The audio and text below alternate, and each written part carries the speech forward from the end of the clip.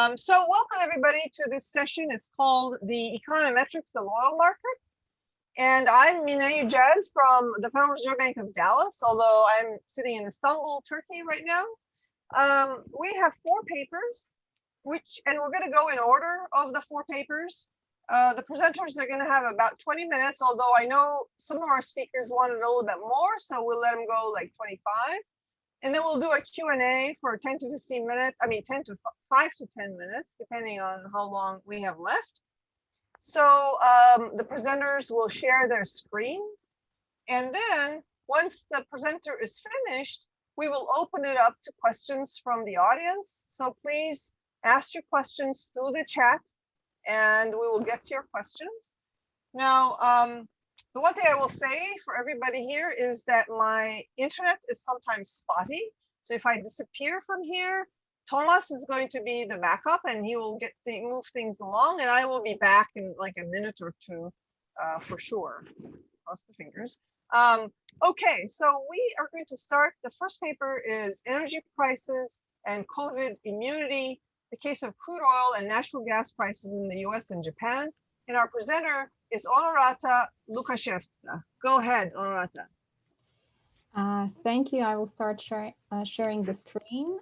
So hopefully the presentation is visible. Does it work? Yep. Yeah, great. So, so thank you for having us, because this is actually a joint paper by Kentaka, Aruga, and me. And I appreciate Kentaka being right now with us, because I know that this is middle of the night in Japan. So most of the questions that would probably refer to the econometric modeling issues would be suitable for my co-author, as he was responsible for econometric modeling and for econometric framework for a paper. So this is a paper that was inspired by part of the work that we did, and it was published in the IAEE Energy Forum special COVID issue. We started with that research and we decided to deepen that up a little bit. So we've ended up with this COVID immunity paper. This is actually also a paper that's already been published in the Energies late November last year. So we started a little bit differently when preparing that research. We started with the words of Paul Krugman, so probably one of the most famous economists that we very often refer to, who in one of his papers in 2020 wrote that, let's be clear, we knew that, or we should have known that something like COVID was going to happen. Of course, he was referring to the fiscal stimulus that countries were giving, and he was more of, I would say, referring to macroeconomic conditions. However, we would like to paraphrase it to energy markets, that I would say we should have known that similar type of shock, whether that would be a supply or demand shock, might have happened to energy markets. And this is what we've observed in the form of the COVID. So definitely COVID stormed through the economies. We don't know still what the exact damage will be. It's been reported that the global loss of the GDP would amount to more than 8%, of course, with Latin American countries and emerging markets being hit the most. The World Bank assessed, just to put it simply, that the pandemic will plunge economies in the recession in the 2020, saying that the per capita income will be contracting in the largest fraction since the 1870s. And of course, the pandemic has far-reaching consequences for all of us till nowadays, I would say, starting from social distancing measures, avoiding public places, wearing protective face masks, and so on and so on. But of course, those measures were different in different countries. Our study primarily focused on the so-called first pandemic wave. So what we were assessing was what happened between January 21st of the last year to the beginning of June 2020. So this is so-called first pandemic wave. And we've tried to assess what happened at that time with the energy prices. As said before, we decided to focus on some countries, and we've decided to choose US and Japan. The reason for that is that these countries are completely different players when it comes to energy markets, and also the COVID affected those countries differently. At that time, meaning the beginning of the 2020, well, I would say that social distancing measures in the US were far greater than those that were applied in Japan. In Japan, of course, in late May 2020, the metropolitan subway use in Tokyo declined by 60%. However, social distancing measures were imposed in a very relaxed way. Additionally, as said before, US and Japan have different position when it comes to energy markets, and US from some years tends to be net energy exporter, whereas Japan for a number of years has been energy importer. So we wanted to see what has happened to those exporting nations being here represented by the US, and what has happened to energy importing nations here embodied by the situation of Japan. So definitely the effects for the economies, as said before, were different. Here you can see some slides showing that both with the COVID cases, the changes in the major stock exchanges, unemployment rates, and the operation of the oil and gas companies. I mean, energy industry was the one that experienced, apart from, I would say, many others that were hit more severely even, but was the one that experienced reduced demand for resources. Stay-at-home policy that was introduced either as obligatory or voluntary requirement simply made people work at home. So since the aviation and the transport sector account for 60% of the oil demand, so mobility constraints quickly translated into decreased oil consumption. However, the natural gas industry, long before the coronavirus outbreak, was in a difficult situation due to the mild winter that had already reduced the demand. The effects of the COVID-19, what is not probably visible in the slides, were also visible in the supply chain disruptions.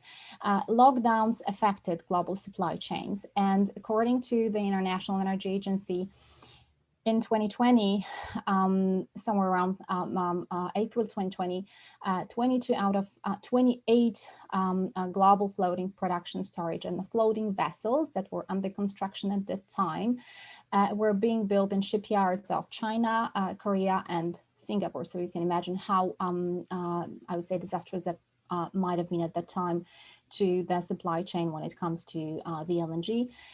Moreover, a major manufacturing center for specialized oil and gas industry engineering equipment is located in the Lombardy region of Italy. That was one of the first places to experience lockdown in the world. Apart from that, of course, we've experienced, or we saw huge drops in the resource prices.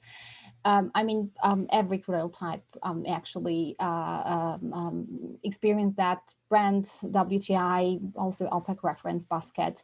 Interestingly, the natural gas prices did not drop that much. As the U.S. Energy Information Administration reports, the Henry Hub spot price in period between January till June changed from $1.95 US per million BTU to 1.65. So we've decided to check how COVID affected US and Japan, and how did it affect precisely oil and gas prices.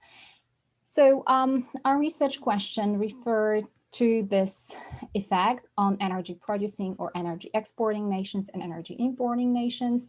Our research sample referred to, as said before, US and Japan. The research horizon ranged from late January 2020 till the beginning of June 2020. I mean, I can expect that at this point, this data might be a little bit outdated, but as said before, that's a paper that's already been published, and we've been doing that last year, and we wanted to share our results of that study during this conference. We do not exclude that maybe this is a next step towards another actually studies concerning pandemic waves, because I mean that's only the first one, but we'll see. We'll see. So in the literature, we've focused much on the literature on the oil price determinants. So the oil prices and the GDP nexus that's been investigated heavily. So the works of Barsky and Killian, Baumeister, Hamilton, and the others. We've also referred to gas and oil prices nexus that's been visible in the prices of, for instance, Nguyen and Okimoto. We've been considering whether the COVID-19 is a similar difficult to be predicted phenomenon that Hamilton in his work of 2009 was describing, saying that the real price of oil is difficult to be predicted because at different points of time there are different regimes that govern it. And we were thinking whether the shock that the economies were experiencing induced by COVID-19 was such a case. So a few studies that we've searched through specifically tackle the pandemic effects, and that was a study by Kentaka, Aruga, among others, who focused on the electricity consumption in Indian economy, and Kelly and Osterholm in I think 2008, if I remember that correctly, who've investigated how the influenza pandemic would affect the coal industry in the US, but they focused rather on a very comprehensive approach. So our study, COVID pandemic is, however, a little bit different, because this is a first such severe pandemic since the Spanish flu in 1918. And secondly, more of the contemporary disease outbreaks such as SARS in 2002 and MERS in 2012 were rather limited to Asian and Persian Gulf countries. So notable difference was the swine flu, which spread across the globe in 2009. However, the contagion rates of the swine flu were lower than those of SARS and MERS, which again renders the COVID-19 unique in terms of the global diseases. So our study fills in a gap that refers to the behavior of the oil and gas prices of the oil and gas markets. These are the ones that we are focusing on. We also refer to pandemic-induced shocks, so the ones that's been, for instance, described by Aruga and Kelly and Osterholm.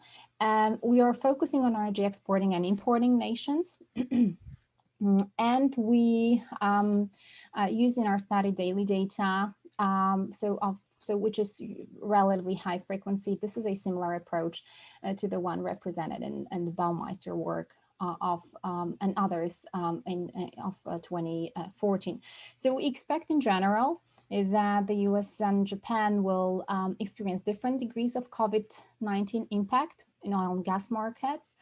So in particular, since US is both exporter and importer of energy, we expect, and has quite a large number of COVID cases at that time, it is likely to have sustained more severe pandemic effects than Japan.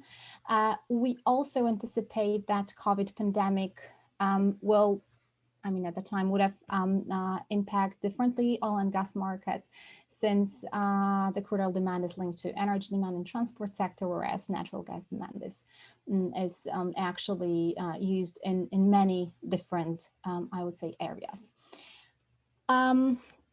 So to investigate the impact, we've used the autoregressive distributive lag approach that was presented by Passaran on the number of US and Japanese COVID-19 cases and the energy prices. The period that we've investigated, as said before, this is January-June 2020. We chose that method because that allows us to identify short-run and long-run relationships between the time series that we were using. Even when the order of the integration of the variables is different when compared to conventional methods. The RDL is also good when it comes to omitted variables and autocorrelation issues in the time series data, and can be very helpful also when the sample size is relatively small. So this method has already been used by Aruga, Laguna, and Upsuhor to investigate similar, let's say, disease outbreaks, but not always connected with the energy markets. So we build upon these theoretical assumptions and data limitations a modification of a model, and that was similar to the one we've proposed in the Energy Forum in, I think it was January 2020. So in the equation, the energy price stands for either the crude oil or natural gas prices in US or Japan. So we use WTI and Platts to buy crude oil prices, which are the primary pricing references for US and Japanese crude oil markets. Similarly, we use Henry Hub and Platts Japan Korea marker, abbreviated as JKM. Later on, you'll see that in the table with the data. Prices for US and Japanese natural gas prices. Interestingly, the JKM is right now a benchmark price for the Asian market. COVID-19 is either the number of cases, cumulative number of cases in US or Japan. Other energy includes energy prices that are examined in the study to consider the effect of substitutive effects among the crude oil or natural gas prices. And for instance, if the model was for the WTI, we included Dubai, Henry Hub, and JKM prices in other energy. Economic indicator, here we've used the stock market data. We know that probably the best example would be GDP, but it's not available in of course, daily frequency. So we've used Dow Jones Industrial Average and Nikkei 200. Transportation and power and gas indices, they were noting the indices that would have captured the performance level of transportation and power generation industries. So when the model was for the US crude oil or gas prices, we used Dow Jones US Automobiles Index to capture the performance of US transportation industry, and the Dow Jones US Electricity Total Stock Market to reflect the levels of activity in the US power generation sector. Of course, the unemployment index represented the cumulative number of the quests for unemployment in US and Japan. The last was, of course, the error term. So here you can see the table providing the description of the variables along with the sources. As you can see, this table depicts the results of the model estimation. So it is visible that 1% increase in the cumulative number of the COVID cases in the US leads to roughly a 0.077% decrease in WTI crude oil price, while a 1% increase in the COVID cases increases the Henry Hub natural gas price by 0.023%. I mean, in contrast to the US and Japan, only during second COVID-19 lag did the crude oil model became significant and 5% significance level. The lagged coefficient had the same negative direction as in the case of US, suggesting that the number of coronavirus cases 2 days before was negatively affecting Japan's crude oil price. However, as seen here, the coronavirus cases did not have any impact on the Japanese natural gas market.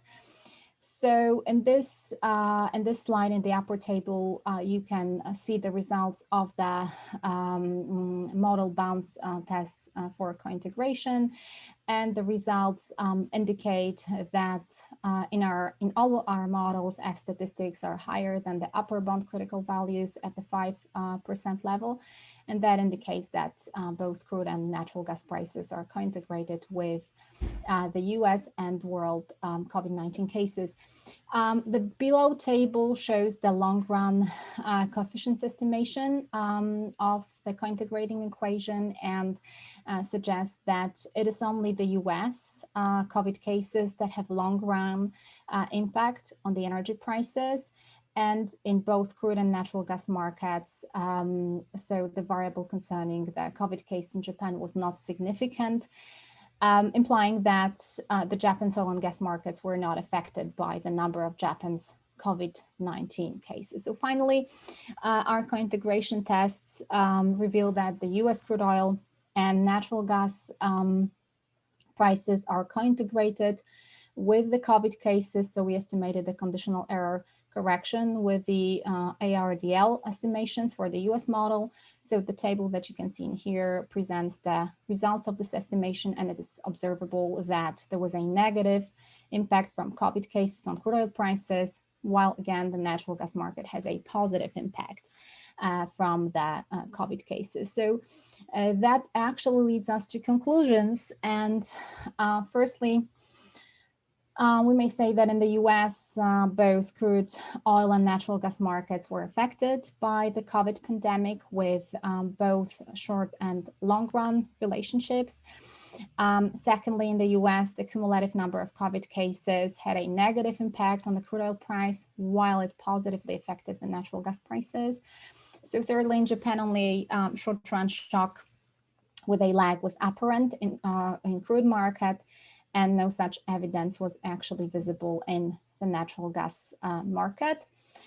Yes, I'm just reaching an end, few last sentences. So possible differences, explanations for those differences might be, I mean, the differences in the spread of the virus in Japan and US, so different policies introduced in those countries. And the possible explanation for the differences in diverse oil and gas markets reactions to COVID pandemic might be this greater stability in gas prices, being the consequence of preceding warm winters. So for energy exporters, we think that the pandemic might be a trigger to diversify their economies and decrease reliance on energy exports. For energy importers like Japan, it could be the case that little will change in that respect. So our study limitations refer mainly to the literature that we have also used to that research, but also the data that was used. So due to the fact that we were running the models on the daily data, of course, it had its limitations. So probably the next research steps that might be considered in the future, this is the extending the data range, if it's available. Right now, at least the second pandemic wave might be captured, and maybe comparing the results with other countries, other exporting and importing nations. So thank you for your attention. I also put the photo of my co-author, since co-authors are not visible. So this is Professor Kentaka Aruga. All right. Well, thank you a lot, very much, Honorata. I put something in there for our audience. If you have a question for Honorata or her co-author, Kentaka Aruga, please put your questions in the chat. As people do that, I may have a question for you, maybe. So the first thing that came to mind was, you know, as we all know, oil markets are global. And of course, the US is a large consumer of oil, so we could expect it to affect energy markets. But I wondered, did you ever think about, you know, looking at consumption of oil in the US rather than the price to sort of see what COVID impacts were? Well, no, we've actually started with prices because our research at the very beginning centered around the idea of energy security. So we wanted to capture the energy security dimension. And then we thought, okay, we don't have the exact data on the use, which here would be the consumption, but we do have the data on the price dimension. So we thought energy security, price dimension of the energy security, then let's go for prices. But this is a very good point. But if you could suggest the good source of the data, daily data for the Yeah, so that's a hard problem. one. Yeah, that's I mean, you know, for the US, there may be data on gasoline consumption. I am not sure there's daily, there's weekly for sure. From the Department of Energy, there's weekly data on a lot of stuff. Daily is a little bit more problematic. It could be gas, but I really don't know where you could find the daily. So yes, so that is a constraint. But I see here on our chat, somebody has said G11 or GTI rather may have this data. That's from Dave Williams. So there's another question. Let's see. It says, this is from Arturo Regalado. Thanks for your presentation about the apparent resilience of gas. Do you think that for gas prices, the case is that because most gas is used in electricity generation, it was expected that demand will shift, for example, from offices to houses because of home office and such measures? Well, we've not checked the distribution, the differences in the distribution, let's say, of this change, but definitely, I mean, before the COVID pandemic, the gas industry, I would say, got it hit from the market because of this mild winter, and the reduced demand was visible over there. Whereas due to the fact that oil is so monoculturally used in the transport sector, when we've been in lockdowns and we've stayed at home, there was no such possibility to use our cars. So that is why this effect was here, I would say, more visible, more apparent. I don't know also if in the US, gas is that much used for the electricity production, for the electricity production, probably since we do have a huge US group. I would ask some of the attendees to answer that question. This is something that I don't know. In Japan, I think that apart from, nuclear, gas is definitely used for electricity production, but I don't know how is that in the US. And, go ahead, Dave. This is Dave Williams. You know, your natural gas related questions and touching base on what Monet said, IAEE's contacts with the Gas Technology Institute are very strong. If you have specific questions, suggest you send me an email inquiring and I'll patch you together with GTI and some of their researchers who can help answer your questions. Great. Yeah, great. Thank you, Dave. Thank you, Dave, for this. So, Honorata, let me ask you another question. I think we have a couple more minutes. Sorry, I don't want to monopolize, but I don't see any other questions in the chat. Anybody else, please put your questions in the chat. So my other question is, what is the, can you, and you may have said this and I missed it, an intuitive explanation of the COVID and natural gas relationship? Because I mean, because for oil, it's easy, right? It's transportation, which is the easiest, I suppose. But what about gas? Is it coming through the industrial sector? I mean, what is the intuitive explanation for that?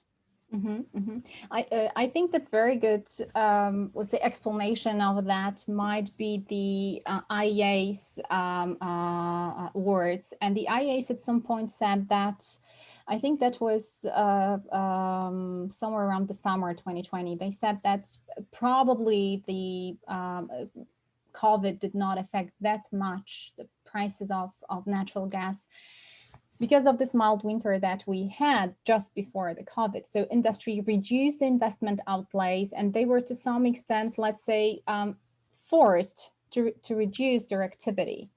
So this is how it happened, but this is just that, let's say, weather conditions that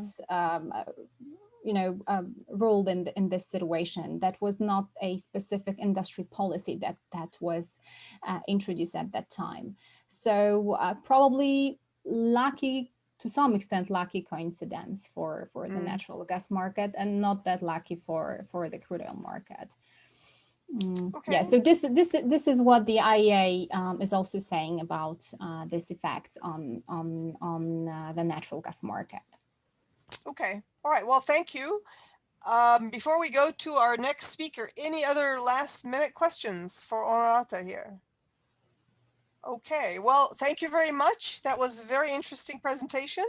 Thank you. And we will move on to our next speaker, who the paper is a new benchmark for real-time crude oil price forecasts. And well, we have a bunch of people from the Bank of Canada, Aniss Benmoussa, Reinhard Ellwanger, and Stephen Snudden. And Stephen is going to be our speaker. Stephen, go ahead. Okay, so thank you very much for attending today. My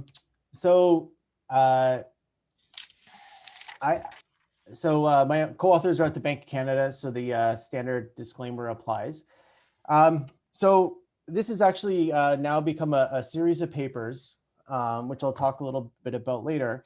Now, what I'm going to show in this paper is unprecedented forecasts of the real price of crude oil. Okay, so forecast gains that have never been achieved before.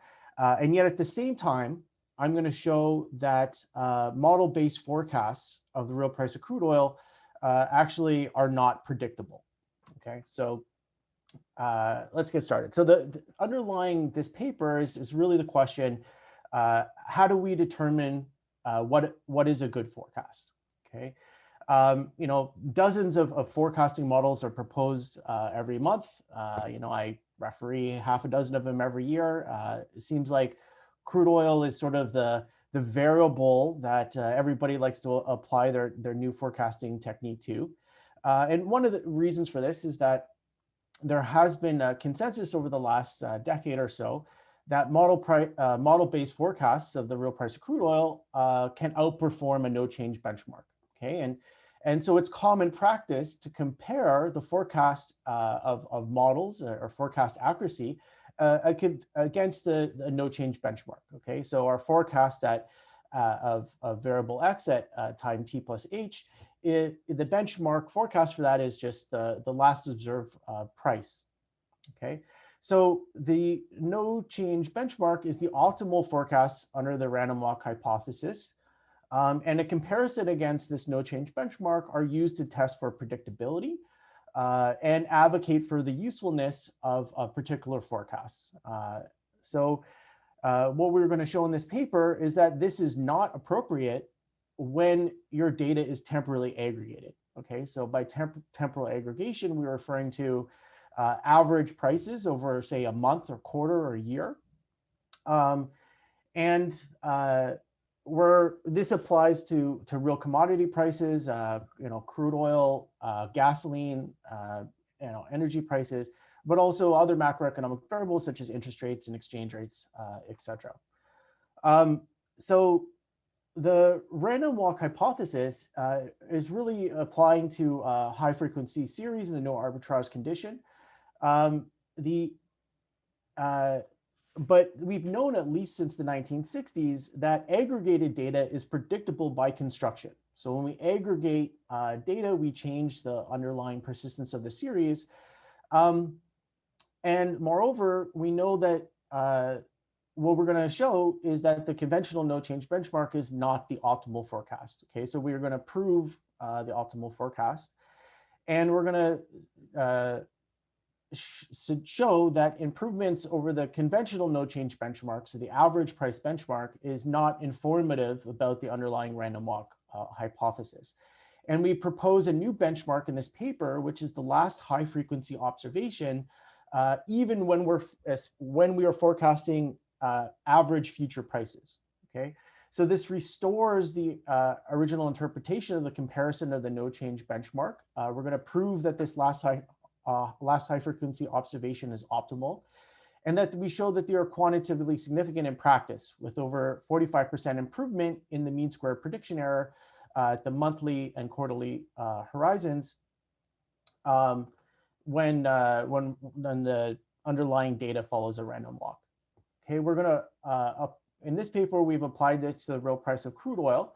Now, what's common, maybe less commonly known, is that the real price of crude oil that's considered in both the forecasting literature and the structural literature is the monthly average of daily closing prices. Okay, so it's a temporally aggregated series.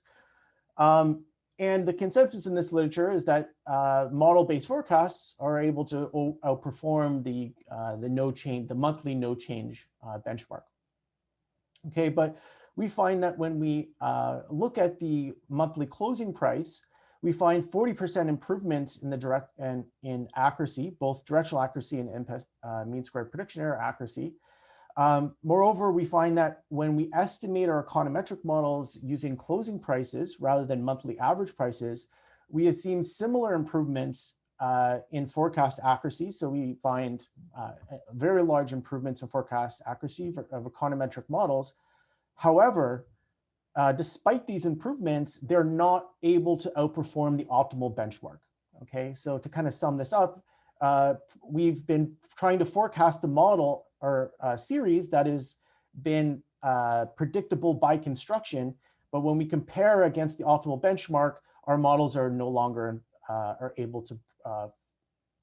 no longer that useful as what has been suggested. So the common wisdom on the predictability of oil prices and the usefulness of models needs to be reevaluated. Okay, both to take advantage of these large forecasting gains, but also we need to evaluate against the optimal benchmark. Okay, so let's dive a little bit into the intuition for this. So our temporally aggregated series, so the real price of crude oil, is the monthly average of daily prices. So N is the number of days in the month, and Y here is our daily oil prices. So we're assuming that the daily oil prices follows a random walk. And so we want to ask the question, what is the optimal forecast in the setting? And what are the consequences of evaluating against the average no change benchmark when we're interested in forecasting the average price? Okay, so the optimal forecast is the conditional expectation of xt given all the information available at time t, which includes all the daily observations, but also other potentially other variables. And under the random walk hypothesis, the conditional expectation of the daily series is well known to be the last observed price. So for the case of crude oil, this would be the closing price at the last day of the month. But it follows from that, though, that the conditional expectation of future average prices, so if we're forecasting a year ahead or the monthly average ahead, is the optimal forecast is still the last closing price, okay, not the last average price. Okay, so this basically motivates the new benchmark. The optimal benchmark under the random walk hypothesis is the last high frequency observation at period t. And what's nice about this is we can actually derive a closed form solution for the mean squared prediction error under the alternative benchmark when we are forecasting temporally aggregated series. So under the conventional benchmark of the no change average price, the mean squared prediction error is basically the sum of three terms here. One that grows with the forecast horizon h, and two that are fixed with the horizon, but basically just are showing that innovations at the beginning of the month take more weight than innovations later in the month. Okay, so when we look at the MSPE ratio under the optimal no change benchmark, we have an absence of a strictly positive term here, which suggests that the MSPE is going to be strictly lower under the optimal benchmark, right? What's important is because this is irregardless of the, independent of the forecast horizon. This term here is growing with the forecast horizon. The largest gains would be expected at the one step ahead forecast, and then would decrease, the relative importance of this term would decrease with the forecast horizon. So we would expect the largest gains to occur at the one step ahead prediction. And when we calculate the ratio of the of these two alternative MSPEs, so the improvements in the MSP ratio expected using the optimal no change benchmark compared to the conventional benchmark that's being used, we would expect over 45% improvements in the one step ahead horizon, which declines with the forecast horizon. Okay, so this is with your standard values of number of days in a month. Moreover, we know that when we temporally aggregate, we change the underlying serial correlation in a series. So even when we have an underlying random walk and we temporally aggregate, the series is predictable by construction. Okay, so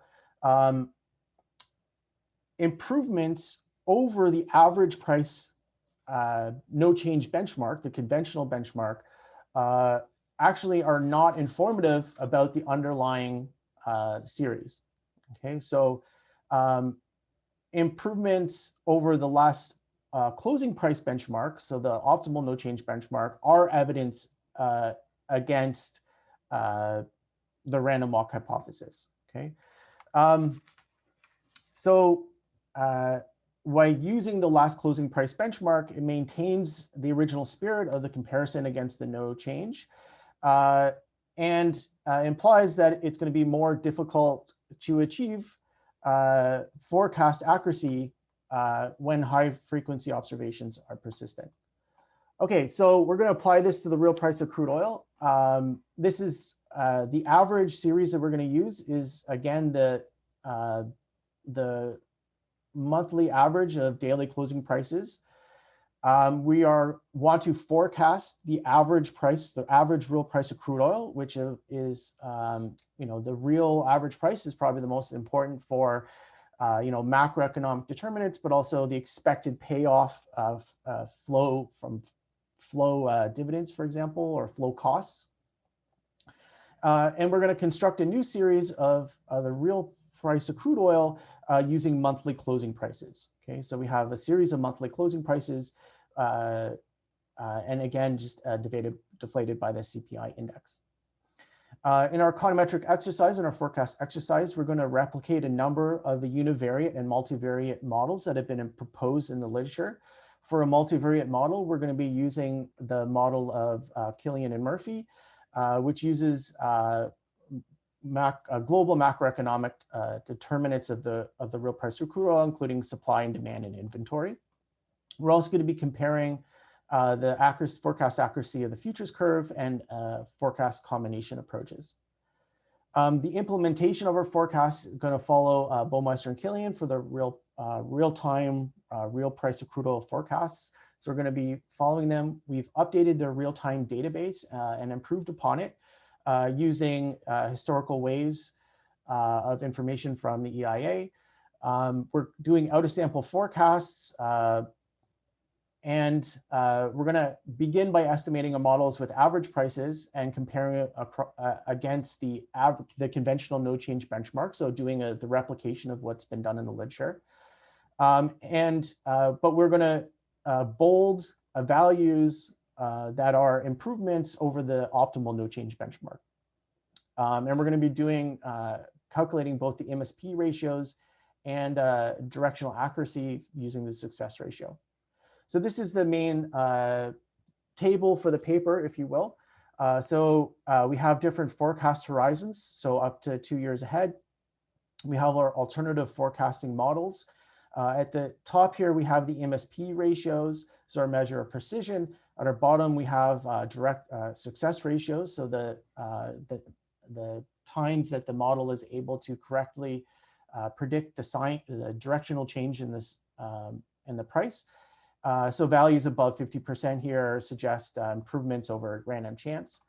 And if you take your, so if you look at the left column here, what we see is that at the 1 month ahead horizon, the last closing price forecast results in about 40% improvement over the average price no change benchmark, okay? Suggesting that these theoretical insights over the improvements in forecast accuracy from using the last closing price are realized in practice for the real price of crude oil. And you can see here, the same is true for the success ratios, showing over 40% improvement at the 1 month ahead horizon. And these improvements are significant up to 1 year ahead, okay? Now, what you can also see is that the models that have been proposed in the literature and have been estimated with average prices consistent with the way that they're proposed generally have not stood up to the test of time, in the sense that there's only a few cases where these models are still in the most recent real-time data able to outperform the conventional no change benchmark. And in fact, none of these econometric models are able to outperform the optimal no change benchmark. The only exception to this is the futures curve at horizons beyond 9 months. Okay, and we actually have a separate paper looking at that in more detail. The other thing to see from this is that this result is incredibly robust over time. Okay, so if we look at some of our econometric models, you can see that the forecasting gains actually sort of peaked around the time that they were sort of proposed in the literature, and there's been a deterioration in forecast accuracy, over the last decade or so.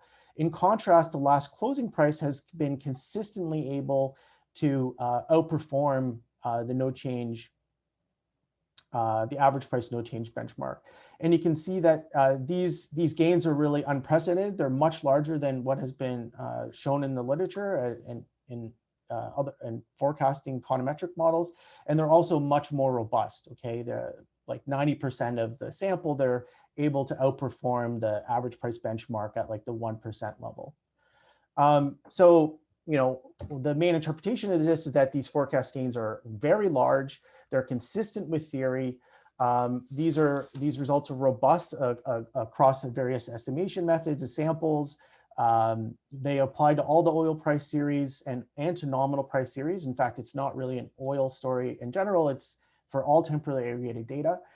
And they're actually, the gains are even larger for quarterly and annual forecasts. Okay, so now we want to look at what happens if we re-estimate those econometric models using the closing price. So we're not disrupting the zero correlation in the series. And you can see that now our econometric models, so again, this is the same forecast accuracy as we've seen before, but now we're just estimating our econometric models with the last closing price series. And you can see here that now our econometric models are able to produce significant forecasts at the 1 step horizon. So the way that this would normally be interpreted in the literature is, oh, look, here I have an econometric model that can outperform the average price no change benchmark. Therefore, econometric models are useful at forecasting the real price of crude oil. But here, when we compare against the optimal no change benchmark, the last closing price benchmark, we find again that only the futures curve is able to outperform the optimal benchmark. And there's a few cases for the success ratio at longer horizons. Okay, and that the estimation of our econometric models with the average closing price series, not only significantly outperforms estimation with average prices, but these results are incredibly robust over time, like a degree of robustness not seen in the literature before. Okay, so the main takeaway for this is that many macroeconomic series are aggregated. And when we evaluate the forecasts of a temporary aggregated series against the conventional no change benchmark, we can arrive at spurious conclusions regarding predictability. So watch out for cases when this occurs. Comparing our forecasts against the new benchmark, the optimal benchmark, reestablishes meaningful forecast comparisons, and models estimated with closing prices improve the forecast accuracy. Okay, so you know, the key thing here is that you know, under the null, if the underlying series is a random walk, temporary aggregation actually makes the series predictable by construction. So the real price of crude oil that everyone has been trying to forecast, it was predictable by construction if the daily data was following a random walk, and that most models are not able to outperform. Most models that have been proposed over the last decade to forecast the real price of oil actually do not outperform the optimal benchmark. Okay, so this paper, the insight here is that we really are calling for a reevaluation of the proposed methods for the real price of crude oil, both to take advantage of the very large forecasting gains when these models are estimated with closing prices, but also for the need to reevaluate these forecasts against the optimal benchmark. You know, the results of this, we have another paper where we are looking at other commodity prices in gasoline and retail gas, natural gas, and these results hold against for all these other commodity prices, but also for interest rates and exchange rates. So really, there's vast implications here across many these literatures. All right, thank you. So I'd love to have some questions. All right, thank you, Stephen. Everyone, please put your questions into the chat. So I have a very naive question. So you said there in the abstract, or while you were talking, that the average introduces spurious correlations. And so, you know, looking at the closing price is sort of better, and you have all the results showing that that's the case. So my naive question is, instead of the closing, if you had the data and you took the 12 o'clock price or the 1 o'clock price, I mean, would that do just as well? Yeah, so I think the key intuition here is that, you know, if markets are efficient, they should be incorporating the best available information at any time. Any point, right. Any point. So what we want to use is the price that actually incorporates all the market information at the time. Okay, right? So we wake up in the morning before the market opens that day, and we want to know what the best forecast of that day's price is. Well, it's the last observed price, which was the closing price from the day before, because it has all that information. Yeah. So when we looked at alternative measures like averages of the morning price or afternoon price with the closing price at the last day of the trading month, last trading day of the month, or we use like the last weekly price or the last, you know, an exponential smoothing or something, you always arrive at worse forecasts. So really, it does suggest that there, you know, is efficiency in incorporating information in the oil markets, and that there's really no better benchmark than the last closing price. Okay. Yeah. Oh, yeah. I mean, it makes a lot of sense. I was just wondering. Yeah, any other questions? Yeah. Any questions for Stephen? Well, you know, we will go forward, but if you come up with any questions, we will have some time, I'm sure, at the end of the session. So you could post your questions in the chat and I'll get to them as we go forward. I see something. All right. Where is the paper available? This is from Isabella. Okay, so it came out last year, I think in September, as a Bank of Canada working paper. So the paper is available as Bank of Canada working paper. The paper that goes into more detail on the futures markets and the ability of futures curves to predict is also on my website. And the paper looking at other commodity prices and interest rates will be out sooner. I could give you a copy of that now if someone wants to email me. All right. Okay, well, thank you very much, Stephen. We're going to go now to actually Isabella's paper. It's with Isabella Ruble and John Powell, and Isabella Ruble will be presenting. It is titled Revisiting the Brent-WTI Spread, and novel approach. So Isabella, it's yours. I think you're sharing your. Yes, 1 second. I think I minimized my slides and they don't show on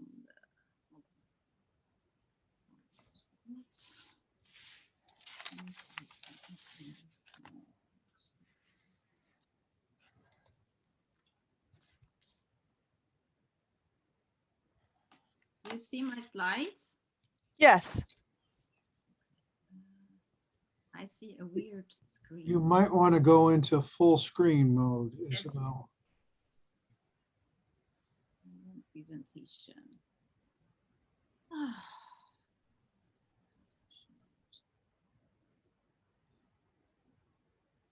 Is it slideshow, I guess? Yeah. Yeah. Yes, yes. Oh, here it is. Yeah. There you go.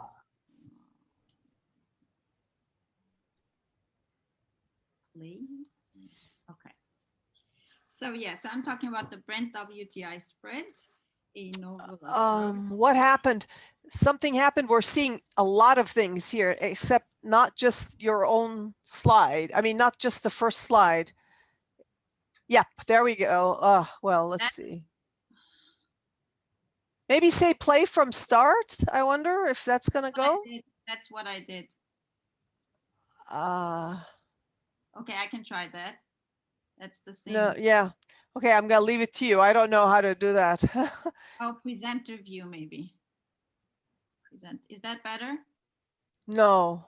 Okay. You know, I think the first one was better when you just said, this is probably better than anything else. I don't know how to do it. Actually, go back to that other multi-screen option, Isabella. Go to slideshow, play from start. And now go to swap displays.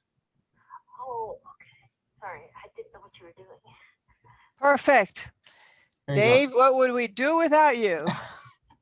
I hope now I can switch from slide to slide easily. Let's see. Okay. Yes. So I will present first a quick introduction.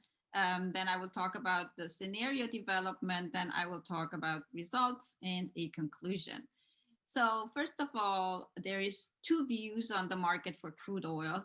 And the first is that the market for crude oil is fairly integrated, global and liquid. In this case, we would assume that the price of the same quality of crude in different markets should move in a parallel fashion. And price differences should primarily reflect just transaction and transportation costs. In a second view, the oil market is somewhat fragmented and regionalized. In that case, prices in different regions are the result of local market conditions, and one would not expect the oil prices of similar crudes to move together. So our work aims to contribute to the existing literature that on the one hand analyzes to what extent the global market for crude oil is indeed one great pool, and on the other hand analyzes the aims, aims at identifying major drivers of the Brent-WTI spread, as well as the magnitude of the effect of these drivers. So global crude trade is dominated by two benchmarks, of course, the WTI, which is the primary benchmark in the US, and then the Brent, against which most crudes in the rest of the world are quoted. Oil is still the world's primary source of energy, and it is an input mainly used to produce refined products, such as gasoline, distillates, and heavy fuel oil. Okay, so this slide just shows how the Brent-WTI spread is typically defined as the spot price of Brent minus the spot price of WTI. Now here, this graph shows the Brent-WTI spread from 1990 to 2020. And what we can see historically, we observed that until January of 2011, Brent was typically selling at a small discount to WTI. And after that, and until January 2020, which is actually the end of our data set, that's why the graph ends there, we observed a reverse relationship with WTI almost consistently selling at a discount to Brent. So a little bit about the background here. The tight oil boom allowed the US, who was once the world's biggest importer of crude oil, to become the world's leading producer of crude oil in 2017. So in 2019, US crude oil production actually averaged over 17 million barrels per day, with 63% coming from tight oil. And the US in 2019 accounts therefore for 18% of global crude production, followed by Saudi Arabia, Russia, each accounting for around 12%. The US is was transitioning or is still transitioning to self-sufficiency. And that led, of course, to a weakening of the OPEC's position in the world market for crude, and also a change in international trade patterns. So on this slide, what you see here is the US conventional versus tight oil production of crude oil. And the light blue here is the conventional oil production, where you see that from January 2000 to January 2020, you see the certain decline versus, you know, the colorful things here. These are all the tight oil production sources. And you see that in January of 2020, we have this high percentage, 63% of US crude production coming actually from tight oil. So next I will talk a little bit about structural changes in the market for crude oil. So demand and supply conditions in the world market for crude change over time. And these changes, so on the one hand, you have the changes in demand for crude oil that are triggered by economic growth in different areas of the world, development and preferences, and of course, regulations. And on the other hand, you have changes in the supply of crude oil that typically occurs through changes in the number, the importance, and the location of crude oil suppliers. So over the past 2 decades, we had a lot of new suppliers have emerged, and demand centers such as Asia have gained substantially in importance. And these changes in market conditions led to changes in trade patterns. Yes. So what's behind the, this is all the background basically for our scenario development that I'm getting into here. And so as we look at the Brent-WTI spread, WTI is quoted and delivered into pipeline and or storage at Cushing in the US and Oklahoma. And Brent, on the other hand, is quoted and delivered at Sullom Voe in the North Sea and transported via vessel. So we hypothesize that both of the following 2 factors are important when analyzing the determinants of the Brent-WTI spread. On the one hand, while Brent and WTI have different price settlement points, the place of physical competition can change with changes in market conditions, and therefore does not necessarily coincide with the price settlement point for either of the 2 crudes.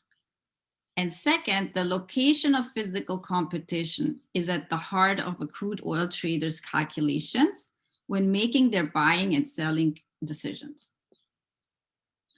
So we use daily data spanning from September 1st in 2005 to January 31st in 2020.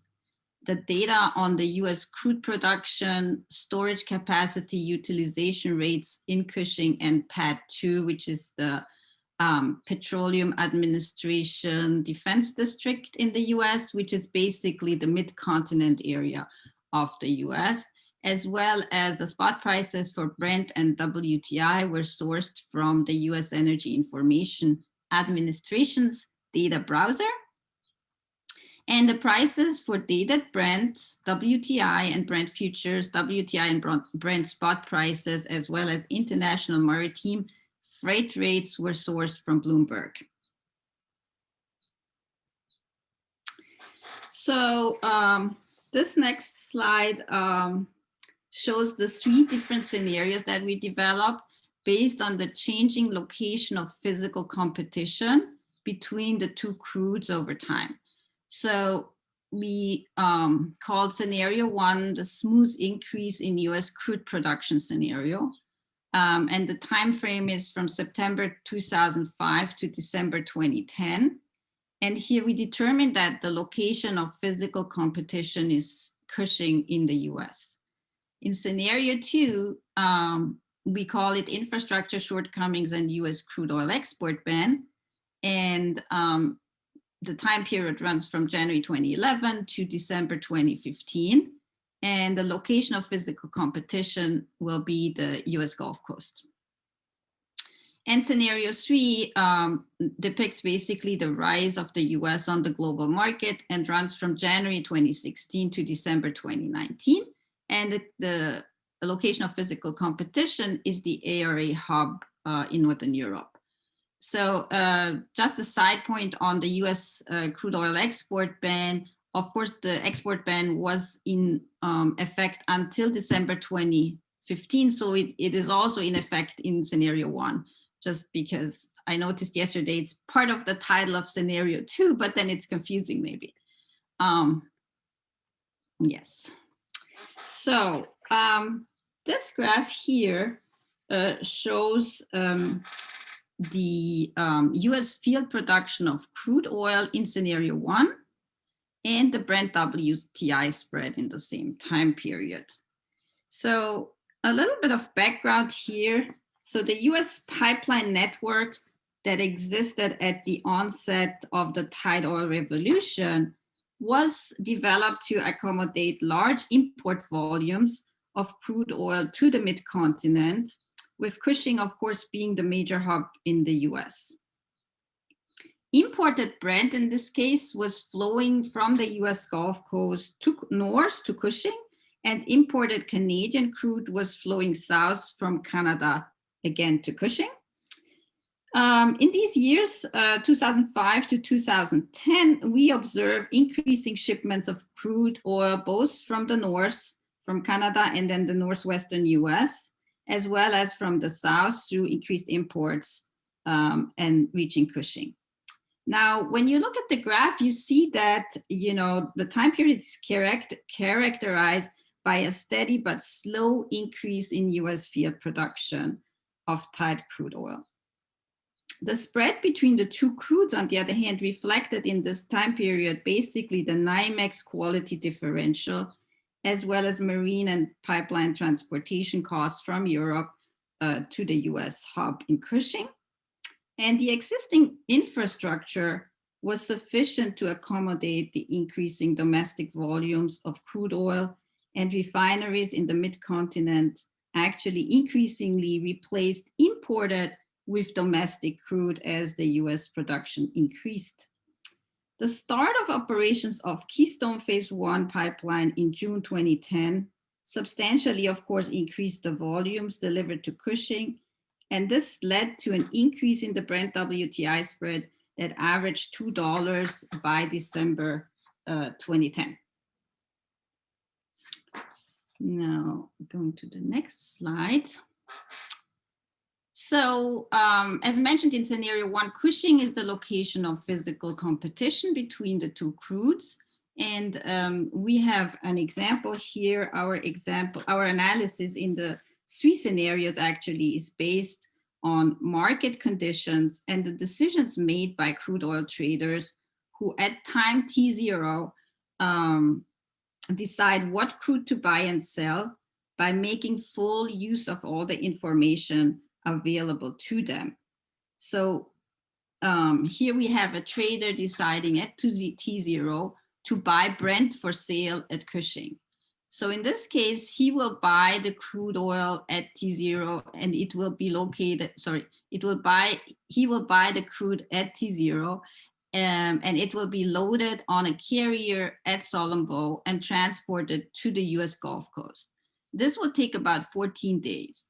From the US Gulf Coast, the crude will be transported via pipeline to Cushing. That takes about 30 days. The shipment of Brent will be available at Cushing, at the Cushing hub 2 months after it was shipped, and will then compete against the physical barrels of the WTI at that point in time. So in order to do our analysis, we considered the following variables. The intertemporal price of WTI futures, the transportation cost for Brent, and the utilization rate of storage in PADD 2, so basically in the region, in the mid-continent region. Our calculations will be based on a large crude carrier of 135,000 metric tons or 1 million barrels of oil. And the transportation cost for Brent includes both the maritime transportation costs and the waterborne and pipeline losses. Note, on a side note, is that just when you look at the total cost, of course, to bring the Brent to Cushing, you have to consider additional fixed fees that are the lightering fees, the pipeline transportation costs from the US Gulf Coast to Cushing, and import tariffs. Now, the model that we've used in scenario 1, so we used, first of all, we used 1,948 daily observations, and we used an ARIMA-X model and the GARCH model that is specified here with the 3 variables that I just mentioned. So I'm coming now to scenario 2. Again, here, that looks very different from scenario 1. You see again the increase, the blue line is the increase in US field production over the period 2011 to 2015. And then, of course, the oil spread is in orange.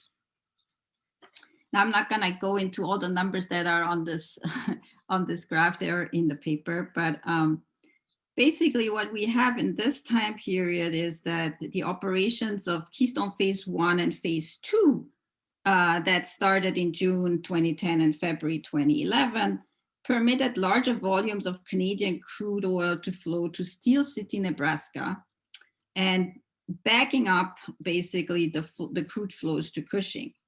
It's only in October of 2011, however, that the growth rate of domestic crude production started to increase more sharply, and that existing infrastructure became insufficient and ill-configured. And that point is approximately here, where you see a kink in the, increase in the crude oil production. At that point, refineries in Cushing and the wider PADD 2 area increasingly switched from foreign crudes to domestic crudes. However, as the volumes increased beyond demand from refiners in the Midwest, the additional volumes of crude needed to be moved to refineries back on the US Gulf Coast or in PADD 1 on the East Coast. And this led to a reverse in the direction of crude flows, and existing pipelines, because of that, were ill-configured and insufficient to accommodate these changes.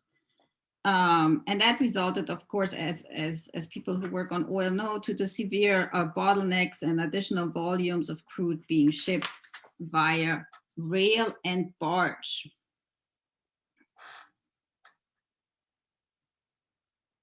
Now, in this example, again, we have a trader. I will not make it as long as the first story, but basically it's actually simpler in scenario 2, because here, with the place of physical competition having moved to the US Gulf Coast, the time needed by traders to get Brent or WTI to the Houston hub is the same for both crudes. So traders buying either crude at time T0 will have the physical barrels arrive at Houston 2 months later. So again, some of the variables stay the same. So the intertemporal price of WTI futures.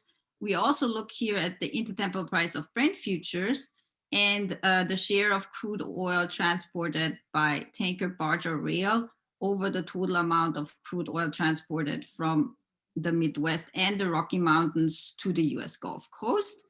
And we also include the ratio of US crude production to pipeline capacity and the storage utilization rates in part in PAD 2.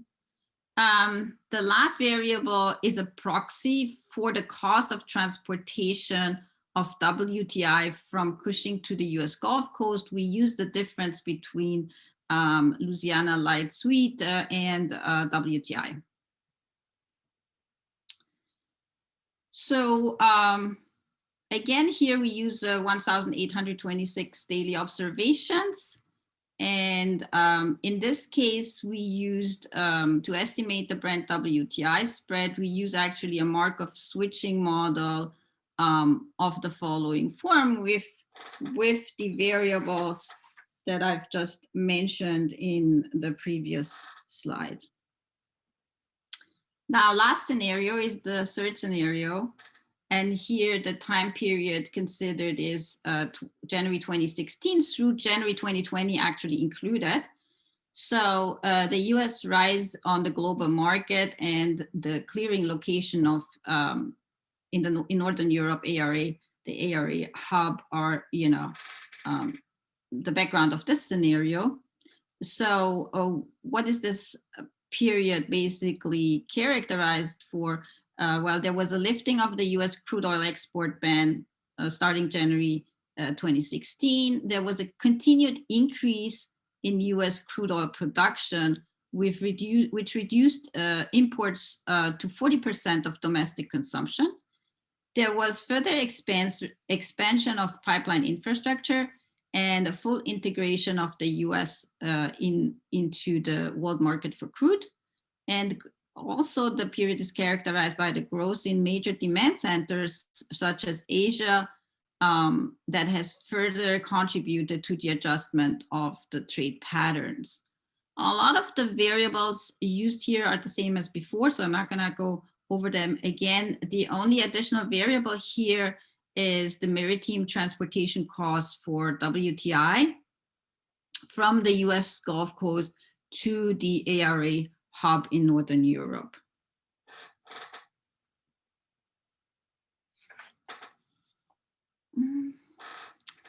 So here again, we use a Markov switching model with the variables that I just described.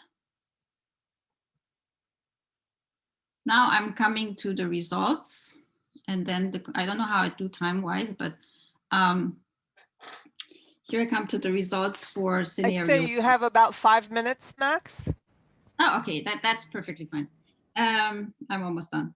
So our results of the fitted model show that the autoregressive variables are statistically significant in explaining the variation in the Brent WTI spread. And major results for scenario 1 are that for the exogenous variables show that all 3 are statistically and economically significant. We find that a $1 increase in the intertemporal price of WTI futures increases the spread by $1.2, while a $1 increase in maritime transportation cost of Brent will lead to an increase of 73 cents in the spread. Similarly, a 1% increase in the utilization rate of PAD 2 storage increases the spread by 8 cents. Now, results for scenario 2. Here are the results for scenario 2. Show that, again, all variables are highly statistically and economically significant. The effect of the intertemporal price of WTI futures stays constant throughout both regimes in scenario 2. And as the intertemporal price increases by $1, the Brent WTI spread decreases by 45 cents. The intertemporal price of Brent, however, varies between the two regimes. In regime 1, as the intertemporal price of Brent increases by $1, the spread increases by $1.05, while in regime 2, the spread only increases by 6 cents. Furthermore, the effect of a 1% increase in the share of crude transported by means other than pipeline stays the same in both regimes and is about increases the spread by about $2.17, which is significant.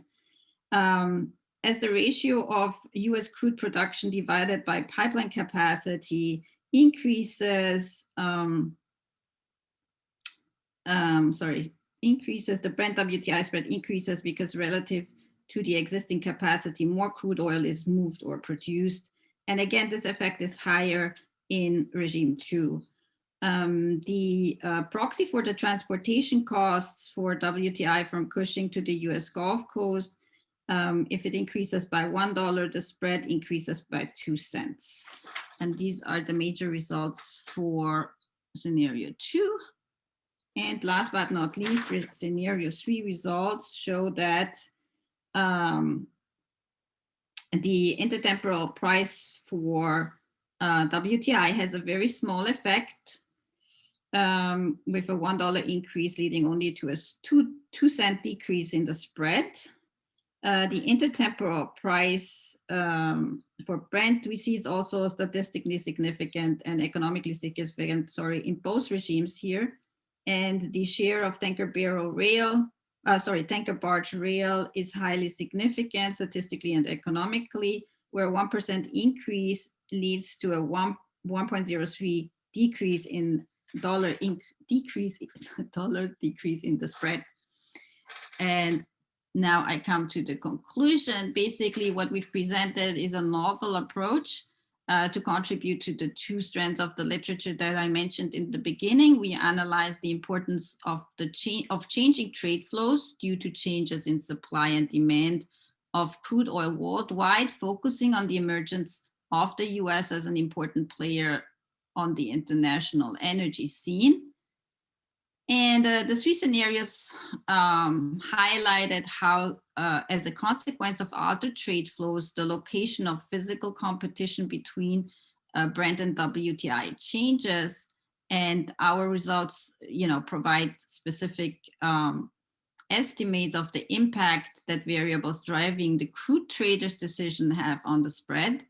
And additionally, we find that the change in the relationship between Brent and WTI that has been observed in the past decade appears to be fundamental, suggesting that it is unlikely to change again in the very near future. Thank you. Any questions? Thank you, Isabella. Any questions? Please post your questions into the chat. So again, a naive question from me here. I know there have been a lot of papers on, is this one big great pool and so on. So can you tell us how this is different from all the stuff that's been published before in terms of looking at the differential and whether this is one great pool or not? I mean, is it the 3 different, looking at those trade flows and how they've changed? Is that how it's different? Because I don't remember, I have to admit, all the rest of the papers. So how is this different than all the other papers that have looked at this question? So basically, so there's 2 major differences. The one is that we look at, that the pricing point is different from the place of physical competition. That's one point. And then we assume that this can change over time as demand and supply factors around the world change. So as we go through time, and let's say before 20 years ago, demand in Asia was very low. Now demand in Asia is very high. And then also, the US emerging as a major player frees up and being basically independent, being self-sufficient at 68%, I think right now, that has freed up a lot of volumes of crude that now go to other places. right, to other high demand places. And the second novelty in the paper is that we look at the perspective of the trader. So, and that really is why we made that difference between the pricing point and the physical competition of the two crudes. We think, yeah, what are the variables that a trader thinks about? How does a trader act? And the reason for that is that my co-author, who has worked for, I think, 20 years for mobile, he later also was a trader on the floor. And so he brought this knowledge, to the paper that, what do you do as a trader? How do you act? Where do the volumes go? You follow the shipment. And that was the motivation for the paper, basically. Okay. Yeah. Okay. Thanks. In the abstract, there weren't any references. I know of one paper who is not quite the same, obviously, but it's by my colleague, Michael Plant, in the Energy Journal, looking at different crudes and looking to see if there's any time variation in the relationship between them. I think it's the 42nd volume or something like that. You may have it actually. Yes, I actually attended his presentation at IAEE papers. Okay, well, that's good. Really good. All right. That paper can bring additional insights, to look at additional points in the future, because he looks at different kind of subgroups. Different crudes. Yeah, that's right. That's right. Any other questions for Isabella from our audience? Can I follow up? Sure, go ahead, question? Neil. Yes, I found it very interesting, and you're touching on what my question was really going to be was, in essence, what you're saying is there's these structural breaks that have occurred, one in 2011, one in 2015, I believe, and am I right in saying that you sort of identified these points in time based upon volume shifts? Is that how or is it subjectively, or have you quantitatively estimated that this is when those, because they align with obvious events as well, but I know, and excuse me, she just alluded to this, that there is literature that talks about when these breaks occurred. I think there's a paper by Killian that talks about tight oil and that. So I'm just curious. Yes, those papers look at breaks, and they just look at the spread, and they look at the timeline, and they look at the break, right? But they don't justify why the break would be here or why the break would be there. And actually the break we find is different. We don't find that there is a break, for example, in December of 2010, which many people say, or January of 2011. We really see the first break in October of 2011. And that is why on the one slide I pointed out that kink in the line, if you want the growth rate of US crude production coming from tight oil, significantly increased at that point. So basically before that, really, the system could cope with the additional volumes, but at some point it was about reversal of flows, right? Because at that point, the growth became so high, then, trade flows changed all over the US, and the US was starting, so volumes were basically flowing south from Cushing to the US Gulf Coast. And so these are the points that we looked at. We looked at the actual flows and said, okay, what happened here? And that's when we at some point see the use of rail and barge and, tankers. And I always have a problem with this abbreviation, sorry. And there we see that we could show actually that significant increase in price that happened, in the spread, the increase in the spread that happened at that time. And it's clear because, pipelines were overwhelmed, and yet the marginal cost increased significantly because you had to use these other means. Yeah. Do you have a copy of the paper that you can share?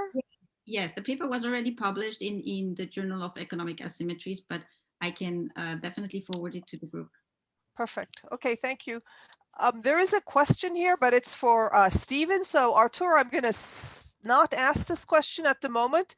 We'll go to Neil's presentation, and then after he's done, we'll come back to your question if that's all right. So stick with us and we'll get back to you as soon as Neil is done. So our last paper, yes, so thank you very much, Isabella. Great presentation. So now we have Neil Wilmot on time varying jump intensities and the interconnectedness of the North American crude oil complex. So take it away, Neil. Okay, so are you seeing my slides? Yep. Awesome. Okay. All right, so thank you for allowing me to present this work in progress. It is ongoing, so feedback is appreciated, and thank you for also attending another Zoom meeting in this world that we live in today. So I appreciate your willingness to do so. Obviously, I am the only author on this work, so any fault is all on me. You can blame me for that.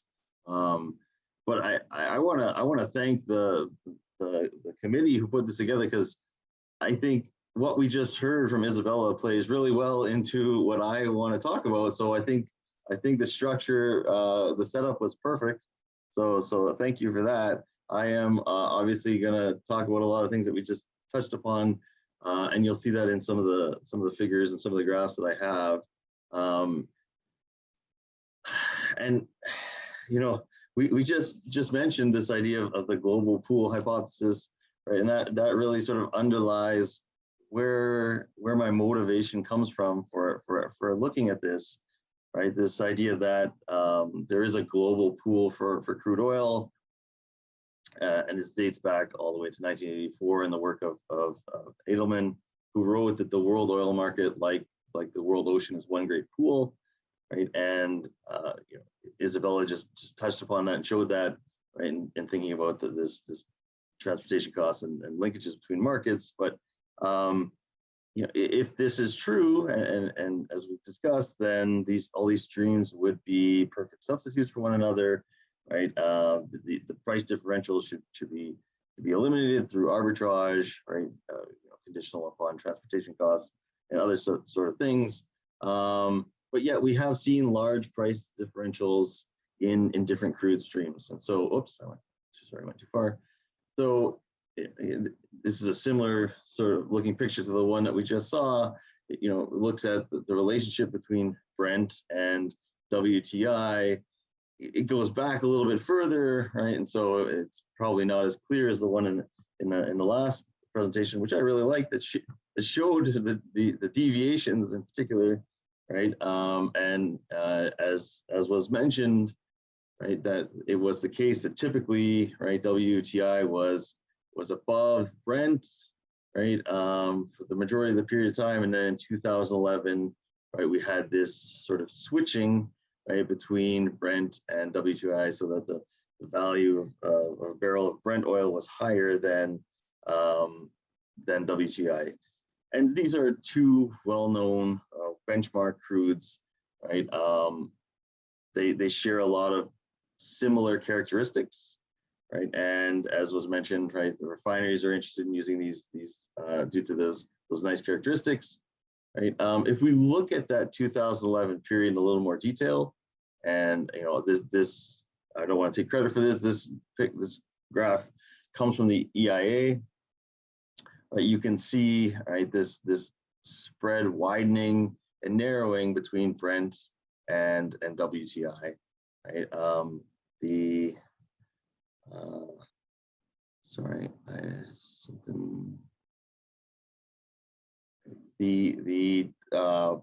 Bakken, right, is also on here. As was mentioned, right, this increase in production from tight oil, right, really started to increase in the post-2010 era, right? And so we see that there's also deviations between the price levels for what I would refer to as secondary crude oils, right? And so what I'm really interested in here is sort of the deviations, not just the deviations, but can we better understand, can we come at a way of modeling sort of the relationship between these different blends, right? And as such, does that underlying model support this global pool hypothesis, right? Or does all of these changes that we're seeing, changing in policies for exporting, right, the different demands around the world, does this have more of a regionalization effect on the global crude oil market, right? And so some recent work by Dar 2019, right, argued that the two markets, WTI and Brent, have been witnessing growing divergence and providing evidence that the two markets have become regionalized. And so I would like to shed light on this through what I'm going to argue is a novel approach, right? Something that I've not seen in the literature, but something that really brings together a lot of the different areas that I've been working in. So I'm going to refer to this as blending these three different streams, pun intended, right? The global pool hypothesis, which I've been leaning on already, right? But has a long and storied history of support from,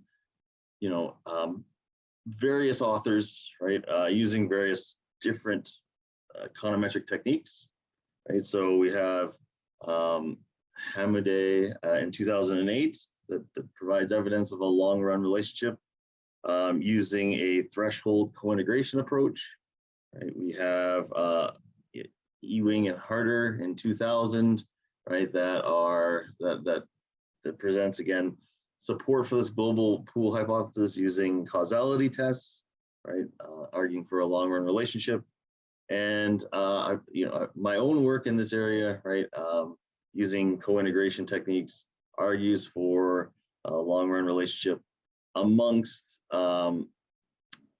benchmark, the WTI, and other regional blends.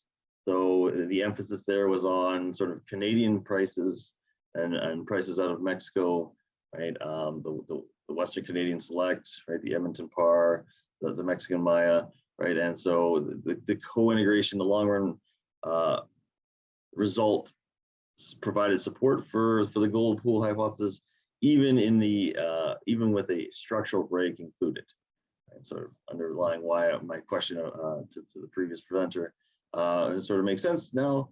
But another large element of my work focuses on the idea of jumps in commodity prices, right? Or what's known as discontinuous stochastic processes, right? And so a lot of the literature examines this idea that a geometric Brownian motion process might be something that is often used to model the data generating mechanism for commodity prices.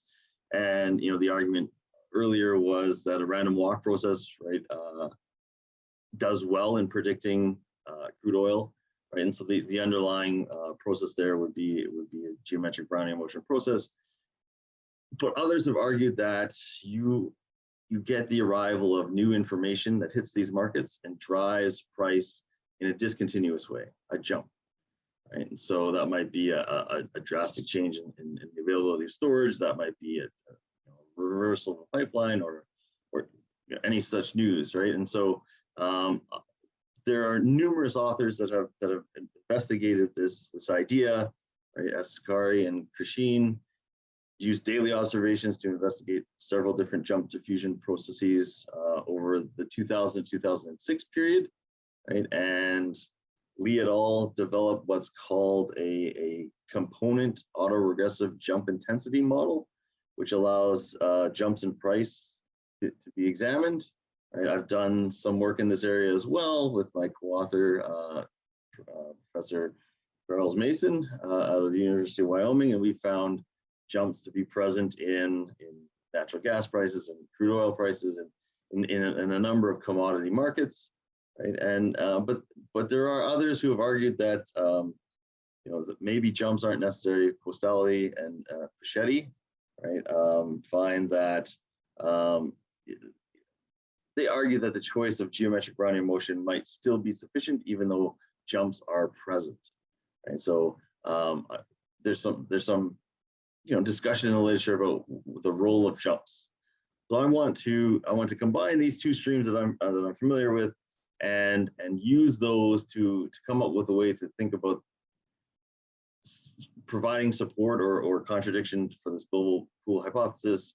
And I want to use the methodology of multivariate Garch model to do that. So this last stream, this volatility, right, is really focused on the modeling of developed by Boleslav and adopted by Pindyke, and used recently. Efimova and Serlitis have done the multivariate Garch estimation in energy markets, right? And so I want to adopt this strategy, but I want to build upon this idea of jumps, right? And so the methodology that I'm using, right, is based on the autoregressive jump intensity model of Chan and McHugh, right, which is what's given here. So we're thinking in terms of the natural log of returns, changes in prices, right, and how they behave over time, right? And that's what's presented in equation 1 here, which is, right, a function of a constant,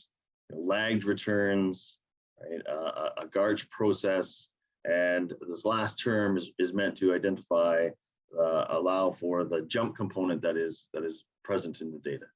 And so we have to describe how jumps perform or behave, right? And so the conditional jump size is going to be normally distributed with a mean theta and variance delta squared, right? And the number of jumps that are arriving in any period of time is going to be described by a discrete counting process given by NT. And this process is distributed as a Poisson random variable described by the jump intensity lambda subscript t. And so this lambda t, right, is sort of the key element to focus in on, right? Is this Poisson random variable describes the jump intensity. Think about how many, the intensity, is there a lot of jumps in a period of time, or there are not a lot of jumps in a period of time? And this is time varying because there are periods of time where the oil price is volatile, and there are periods of time when it is not volatile, right? And so that is the emphasis. We want to sort of back that out of the autoregressive jump intensity model and use that to think about the potential linkages between the different North American crude oils, right? And sort of that's the overlying view of what we need to do, right? And so to describe the evolution of this lambda jump intensity term, right, we're going to follow what Chan and McHugh did, describe it as an autoregressive 1 process, right? And so it depends upon the last period.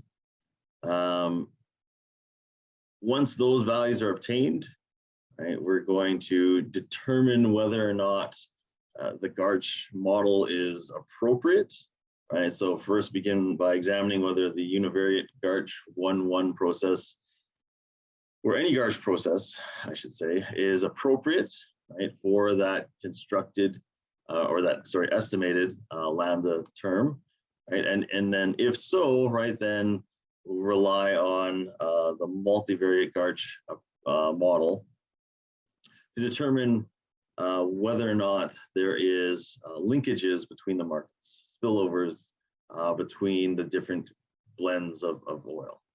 And so we're going to utilize the constant conditional correlations multivariate Garch model of Boleslav. There are others, and I'll allude to them at the end. But for now, let's take the CCC approach as the baseline that we're going to work with. What about the data? Right, so I've got a number of different blends that I'm focusing on. Right, so I've got the benchmark West Texas Intermediate, right, and I've got several other North American blends. Right, so I've got the Louisiana Light Sweet, I've got the Mars, I've got Louisiana Heavy, and I've got Mexican Maya. Over the period basically from 2000 through the end of 2018. Right, so it avoids the things of more recent events of COVID-19 and other such things. Hopefully that makes it a little bit easier. You can see that the benchmark, so WTI as the benchmark, right, has the greatest amount of variation relative to the secondary blends, right? And you can see down at the bottom, right, that this cluster of oil blends that I'm examining allows for a mixture of characteristics, right? We have some that are light and sweet. We have one that's light and sour. We have one that's heavy sweet and one that's heavy sour. So to get an idea of how these different characteristics play a role. So again, unashamedly stolen from the EIA. Thank you very much. But gives just a cross section of the two characteristics, right? The density and the sulfur content, right? Just to demonstrate and reinforce the idea that we are seeing a dispersion amongst those. All right, so step one then would be to examine the data to make sure that we are working with stationary data, right? And so what I've done is the traditional unit root tests at the prices level, but also for log returns, which is what our emphasis will be on, right? And so as expected, right, the prices are non-stationary, but the log returns are stationary. So that based upon the modified ADF tests and the KPSS test, reinforce the idea that we are working with stationary data, which is good. Then I have to apologize. I've got a number of like dense tables with a lot of numbers, but I've tried to highlight what I really want to focus on in these results tables, right? And so for each of the series given across the top, right, I have estimated the autoregressive jump intensity model, right, to determine whether or not the lambda term is statistically significant. It's basically the question on this slide is, are jumps important in the process, right? And yes, they're statistically significant, whether we allow it to be constant or whether we allow it to be time varying. They are statistically significant, so jumps matter. So then taking that jump intensity term, right, and running it through a simple Garch 1-1 process to determine whether or not there is time varying volatility in that Garch, in that lambda term, right? Yes, for each of the series, it does appear that they are statistically significant, with the exception of the Louisiana Heavy, right, which has, right, a preference for arch, but even, you know, a difficult arch model. So there might be some reason to focus less on the Louisiana Heavy and more on the others, right?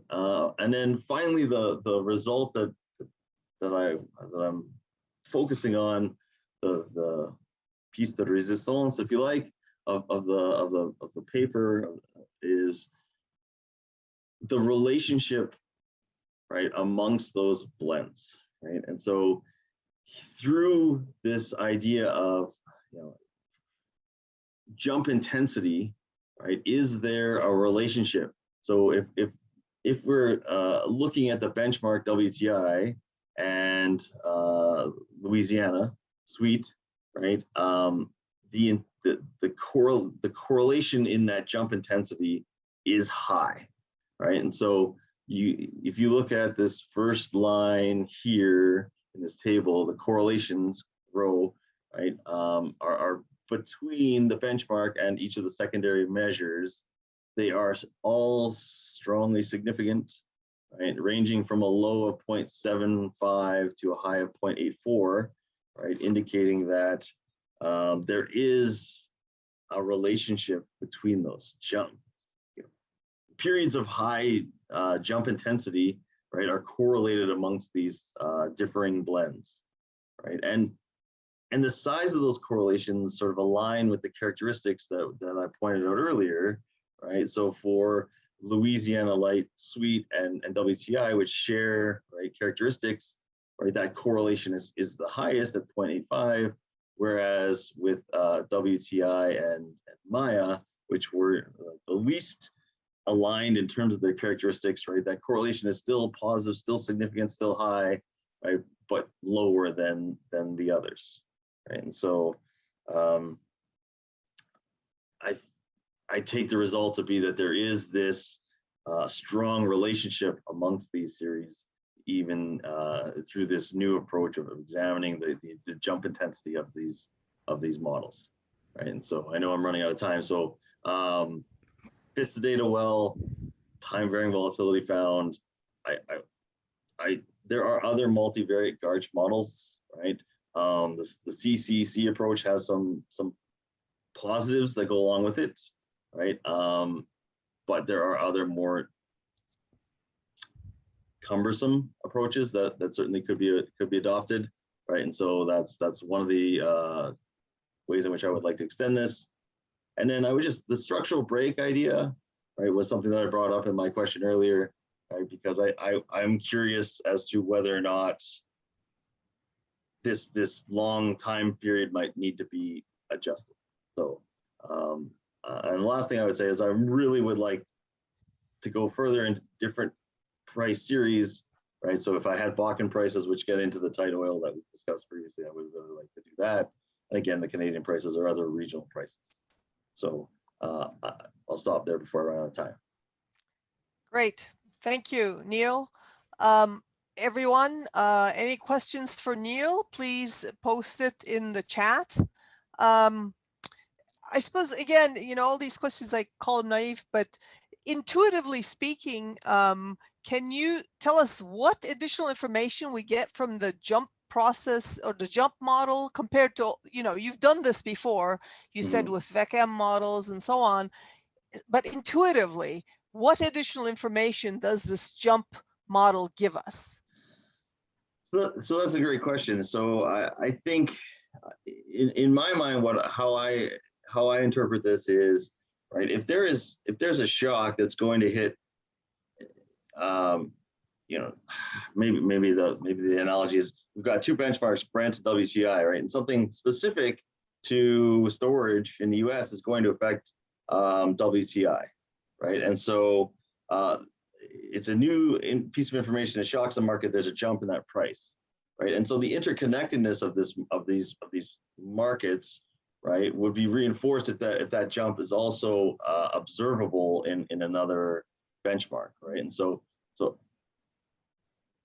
that's reinforcing this idea of a global pool, as opposed to if these shocks are independent, right? If there are periods of time that all this news is affecting WTI and there's no effect on any of the other markets, right? Then it's suggesting that these really aren't connected. There is this divergence between them. So that's how I am interpreting this. And even as this is a work in progress, even as I'm talking out loud, right, I'm making the case that I really need to look at WTI and Brent as opposed to the regional North American complex, but that is on my list of to-dos. Okay, well, thank you. And so there is one last question for Stephen. I'm going to get to that from Arturo. Stephen, I hope you're still here. It says, just to clarify, your proposed benchmark is to just use the closing price of the last trading day as the forecast for the next month, instead of using the average of the daily closing prices. So that's the question, Stephen. So just to clarify, so the question, is there enough time? I'm not entirely sure if you mean like the length of the time series or in terms of the time of the sample period. I think he meant the time for the session. I thought. I may be wrong. Oh, I see. It's just a clarifying. Okay. Yeah. Wow. Yeah, sorry. Yeah, I just want to make sure I get the point of your proposed benchmark. Yeah, because in between all the notation, I just want to make sure I didn't miss it. Oh, okay. Yeah. Okay. So just to clarify. So yes, the optimal benchmark at which to compare forecasted temporarily aggregated series is always going to be the last observed price. So for the monthly forecast of the real price of crude oil, it would be we observe the closing price in the last trading day of the month. However, like for retail gasoline, those are often like sampled on a Monday, for example. And if you were to forecast that, like a monthly average retail gas price, you would still want to use the last observed price, which would be that price sampled on the last Monday of the month. So that would still okay. be the optimal. Okay, yeah, great. Thank you very much. Great paper. Thank you. All right. Well, any other questions, anyone? If not, I'd like to thank all the presenters. Everyone did a really great job, and I thought this was a very interesting, very informative session that came together quite well. So thank you, presenters, and thank you, Thomas, for being a great host and making sure everything went swimmingly. And one last note, my colleague Mike Plank says hi, Neil. So I hope to see everyone in person at the next international conference, everyone. But enjoy the rest of the conference and see you later. Thank you so much. Goodbye. Bye, everyone. Thank you. Bye-bye. Bye. Thank you. Thank you all.